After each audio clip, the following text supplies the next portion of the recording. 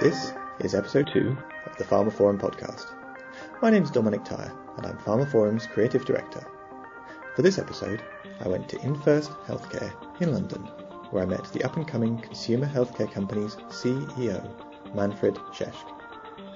A former European president at GSK Consumer Healthcare, Manfred talked about how he's seen the consumer health sector develop, what it's like for Infirst competing with Big Pharma, and innovation within the consumer sphere.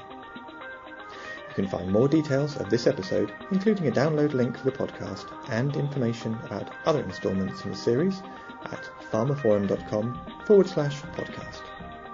The podcast is also available on iTunes, where you can find and subscribe to it by searching for pharmaphorum.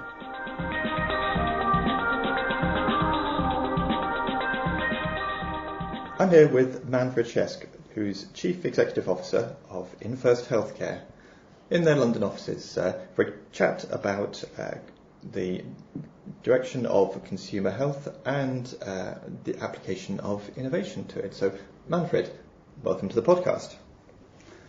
Well, it's a pleasure, and I'm glad to have you here, Dominic. So, great. So perhaps we could start off with just a little potted history of yourself. How do you find yourself sitting in London? How have you got to this stage?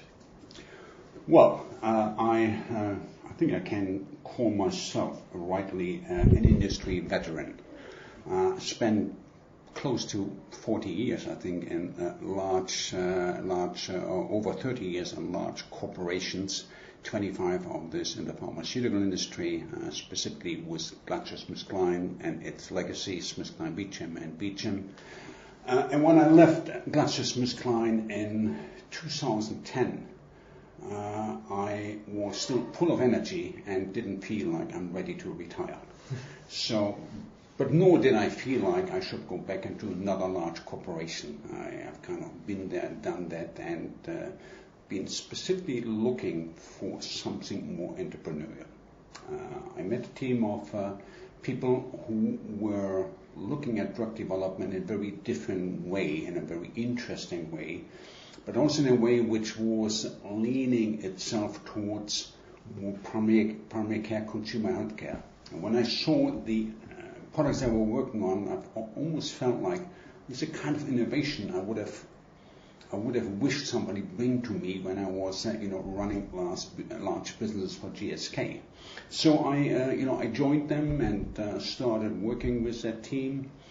Spent the first 2-3 years really on putting the structure in place, strategizing what I wanted to do.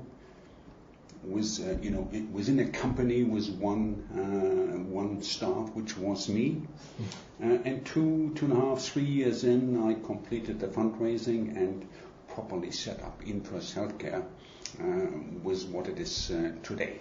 So that's how it started, and been 8 exciting years, and very happy with where we are today. Okay, great. Well, we'll come on in due course to Infirst Healthcare and innovation within the consumer sector. But first, I'd like to draw on your experience. You mentioned that you were at GSK, and of course you were president of GSK's consumer health business across Europe. I think maybe spent 25 years in total at the company and its legacy companies.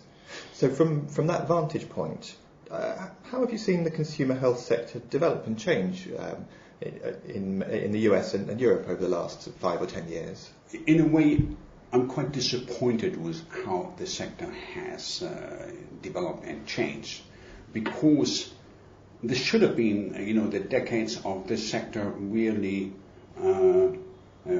steaming and growing and performing. Of course, the fundamentals are good. We have aging populations, and as we get older, we have more ailments and more symptoms, which is the home territory of consumer healthcare. But also governments have pushed more and more of their responsibility towards self-care. So all the fundamentals were right. And then you look at the growth of the industry, it's rather meager. It's actually trailing behind the prescription market growth, already only being a tenth of its size.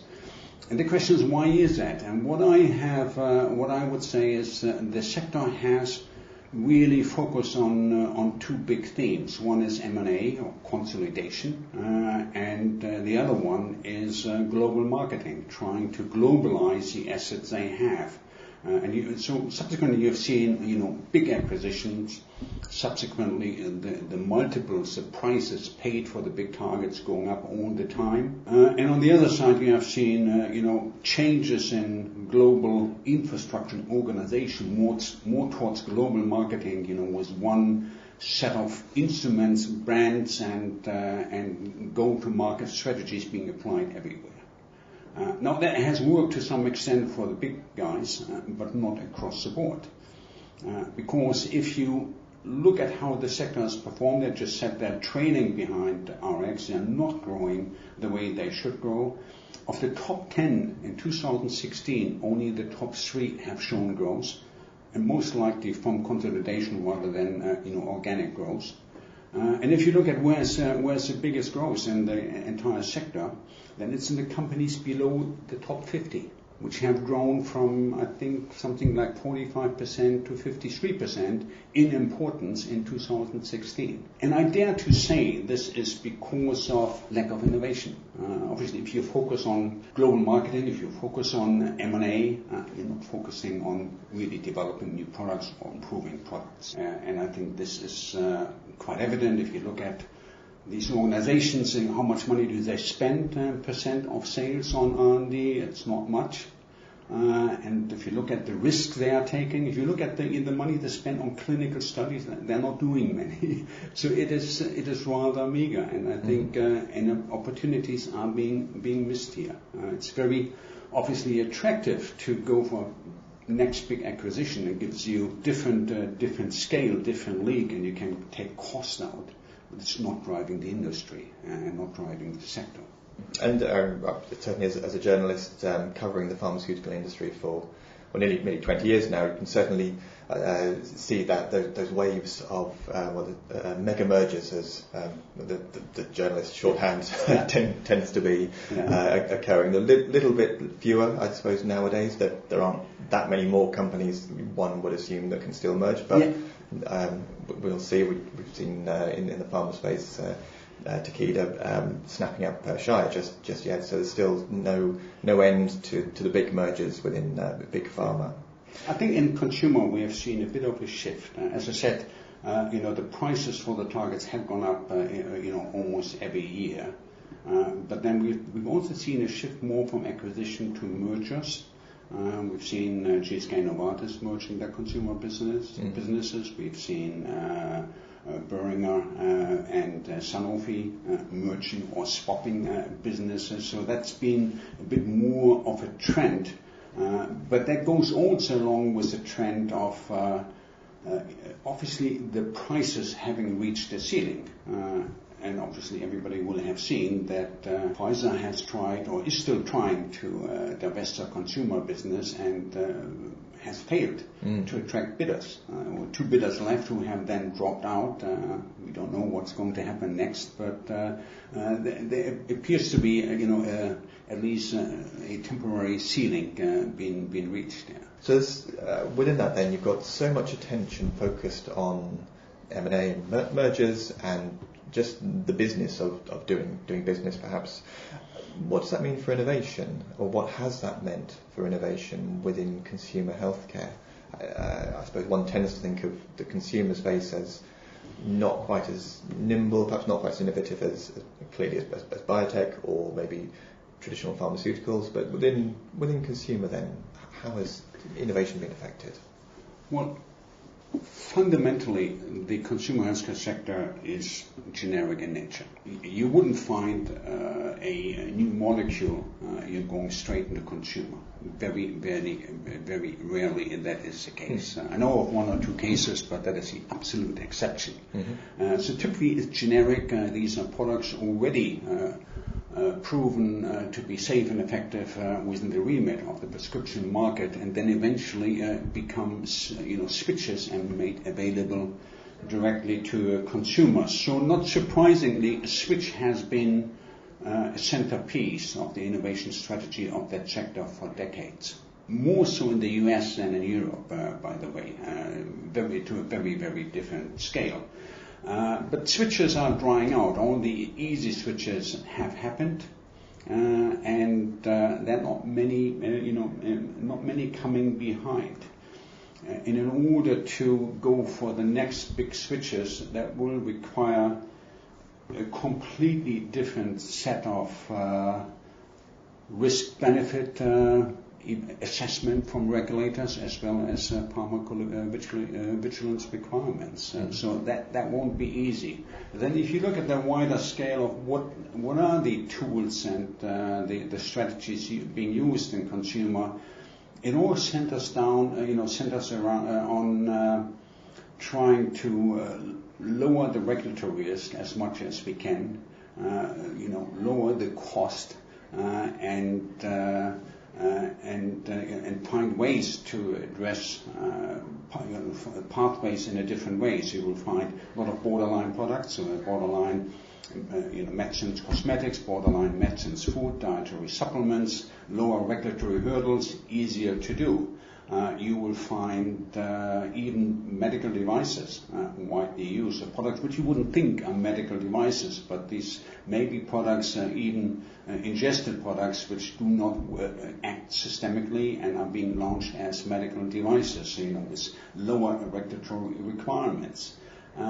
It all boils down to lowest possible risk, maximum chance of success, and how can I get the best claims out of it, to the extent that sometimes the claims are more important than the actual efficacy of the product. Okay, so within this environment then, what's the role of Infirst healthcare? Where do you fit into to the sector, would you say?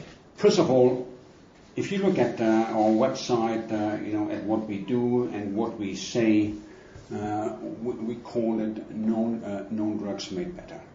I think the essence is that we fundamentally believe that known drugs and known molecules can be improved. I like to say that if the pharmaceutical industry would have developed the iPhone, we would still have the iPhone 1, because somehow continuous improvement is not what we do. You can go to any other industry and they continuously improve their product. When iPhone brings out a new iPhone, you can be sure that they're already working on the next, if not the next 2 generations, to follow up on this. And that's just not the case in the pharmaceutical industry. Once we have a product approved and ideally patent protected, it is good to go until it expires, and then it can go generic. So we are not really applying continuous improvement techniques and strategies. This is where we come in. Known drugs made better.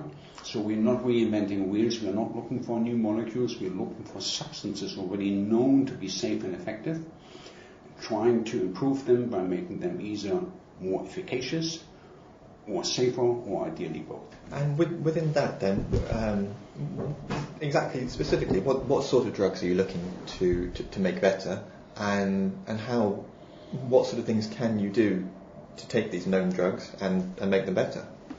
Our key asset is ibuprofen, which we have worked on for the last 8 years. We have a few other molecules we are working on and we are looking at, but ibuprofen is probably the best example. Ibuprofen has been around since the 60s, and one of the most widely used drugs in the world, probably. If I look forward at the need for NSAIDs, if anything, it's going to increase, because more and more age-related symptoms and conditions associated with inflammation, so inflammatory control is an increasing need. So that's why we were attracted to NSAIDs and to ibuprofen in particular. But also, as we see it is used more and more widely, that more and more side effects come to the surface. So we've always known that NSAIDs, ibuprofen, are GI erosive, and that some patients suffer from either mild or all the way up to very severe GI side effects. We have recently, in the recent years, learned the cardiovascular risk which go along with ibuprofen, including stroke and heart attacks. We are aware of, very rarely so, the risk of chronic kidney diseases to go along with NSAIDs. And all these side effects are dose and duration related. So looking at the formulation of ibuprofen or the presentation of ibuprofen and find a way where we can present it in a dose sparing way, in other words, keep the efficacy but lower the dose, we thought that's a very attractive thing to do, and that's what we focus on. Specifically, what we have done is we formulate ibuprofen in lipids, and which brings a number of benefits. And we have a few immunologists in our team or in the starting team who know a lot about immunology and how to target immune cells or attract immune cells, to be more precise. Lipids are well-known adjuvants in vaccine technology, but are not used much with classical drug development, other than improving absorption. So this is what we focus on initially. A lot of laboratory work to experiment with various compounds and with lipids. They've been put through a whole series of preclinical assays in which we have been able to demonstrate superior efficacy in pulmonary inflammation models, in gastrointestinal inflammation models, in rheumatoid arthritis inflammation models, in gastroerosion models, and that gave us the confidence to go into full-blown development of this improved ibuprofen. Quite a gutsy move to look at the work you're doing to innovate known drugs, but then you've also been running clinical trials to actually back up what the work you've been doing, which is quite an unusual move within the consumer healthcare space. Correct, yeah. I mean, coming out of the preclinical development, that gave us the confidence really to do two things. First of all, a full-blown drug development of a quasi-generic drug, but also secondly, clinical development and clinical proof of the efficacy of what we wanted to demonstrate. And if I may go to the clinical side, yes, we've put the product into a large phase 3 study. Probably one of the largest studies of ibuprofen for decades, and certainly, as far as I know, the only study, the first and only study in the specific patient population with flaring joint pain or flaring knee pain. That's what we have done, and in that study we were able to demonstrate that what I call dose sparing earlier, that our formulation, ibuprofen formulated or dissolved in lipids, is as effective as at an OTC dose, as effective as a prescription dose to reduce pain and inflammation. And that was very obviously exciting. Also, as on top of this, we have seen in that very study, which was a 3-arm large study, over 460 patients in there, across UK and the Netherlands. We've also seen that the AEs, the adverse events, specifically the GI events, were significantly lower in our group than in the prescription dose group. When it comes to the sales and marketing push behind the product, and you'll be looking to reach both patients and healthcare professionals, or both patients, or just patients with the product? At this stage, we have obtained a license in the UK, and if I may, shift a little bit, I don't want to underestimate that the the leap, we had to take the leap of faith to develop the drug. We spent, over 8 years, we spent over 20 million pounds on that development, and even, within larger companies' budget, that's a big effort. Apart from the clinical study, quite a bit was also, went into manufacturing development, turning this into, a proper product with a manufacturing dossier, with including the whole sequence of analytical requirements which needed to be developed and validated was a huge task. Mm-hmm. And so subsequently, yes, we have we've been through the regulatory path in the UK initially. We have Flarin is approved with a P license, pharmacy only license right now. Having said this, we have prescription and as well as GSL licenses in process, and so we don't want to stop here. Right now, the product's being marketed to consumers directly as a P product, which is available behind the counter to the pharmacist, but on our pathway forward, we want to go downstream as well as upstream. And this just goes with the utility which comes with NSAIDs. NSAIDs is one of these drugs which has that wide utility. You find it in hospital, you find it at the surgery level, you find it in at prescription behind the counter level, and you find it all the way to grocery stores and on the shelf and convenience stores. So this is how wide the utility is, and so we're starting here, but we think we can go much wider. In terms of going wider, not just with Flarin, this particular product, but your portfolio as a whole, where would the next directions, do you think, be for Infirst Healthcare? I'm sure you're concentrating right now on this first product, but looking to the future, where would you like to see more innovation within consumer healthcare that you think you'd be able to provide? That's a very good question, Dominic, and I'd like to say I don't quite know yet, but let me explain why I say that, because we have a very exciting development in our portfolio, which is treatment for cough. Cough is not well looked after. It's one of these areas where numerous Cochrane reports have stated there is no evidence that any of the cough medicine works, nor is evidence that they don't work. But there's also no European-wide or globally, good understanding of what should be used for cough. Most of the products being used are of narcotic and opioid nature, either codeine or dextromethorphan. We have an asset in our portfolio which is non-narcotic, non-opioid, has shown good efficacy, and which we could bring forward on a truncated clinical and regulatory pathway, for which we already have EMA approval for a centralized procedure eligibility. Having said this, it still requires a clinical and regulatory program.